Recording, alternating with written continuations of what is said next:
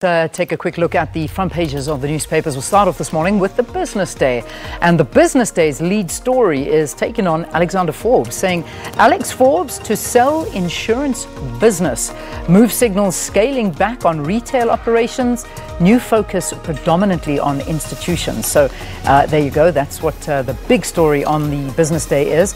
It also takes a look at SARS workers set to strike over pay.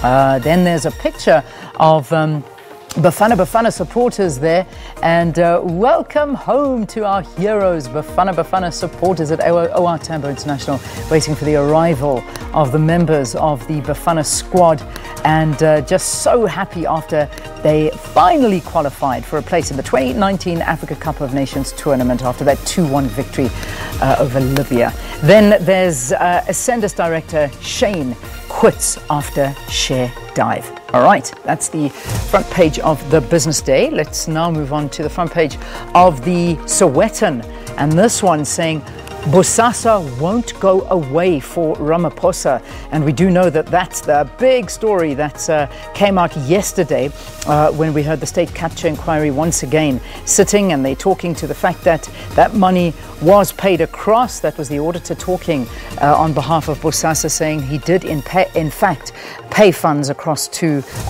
Andile Ramaphosa. And I actually saw a breaking news coming through this morning, and this though is an exclusive from News 24. It's not the SABC. This is a News 24 story saying that they have evidence that Andile Ramaphosa has admitted to Bosasa paying him 2 million rand. So that story not going anywhere. DA wants president to appear before Zondo Commission before or by election day. Then Duduzane's horror crash relived, and Loisa Bala apologizing for homophobic tweet. You know that story there. That was all over the weekend, and of course that welcome back by Bafana and its coach over there. Bafana gets a hero's welcome. Citizen now, SA teeters on the brink of junk. That's what we're all waiting for. Unfortunately, ratings agency Moody's, this is the problem we're waiting for, the credit rating agency to give us their take, which is a possible junk status in light of what's happening at Eskom and the economy in general. It could lead to that downgrade, and I think it says something there. It could lead to a loss of about 100 billion rand in investments. That's according to experts. Then you can see once again a hero's welcome, Bafana back in town, and everybody very, very excited about that. So really well done to Bafana. And SA Business critically ill.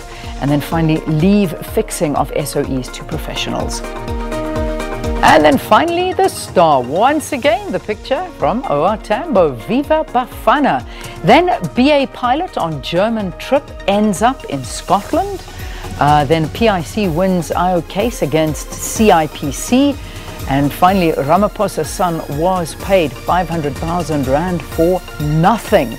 Yeah, I bring again what's just been revealed this morning, and that's a News 24 report, though, about 2 million rand, he was saying. And the evolution of Joey Razdin, comedian there, and Tao is Bafana's new talisman. So well done. And then, of course, meeting the new PIC acting chief executive. So that's what you can expect from the front page of the Star.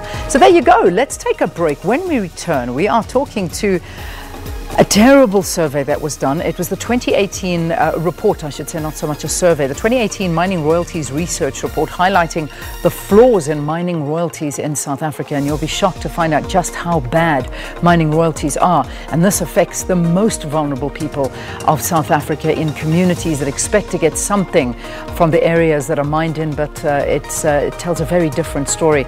In studio with us, we've got David Lewis, the Executive Director of Corruption Watch, to talk us through that. So stay tuned. It is now 19 minutes before 7. We'll see you after this break.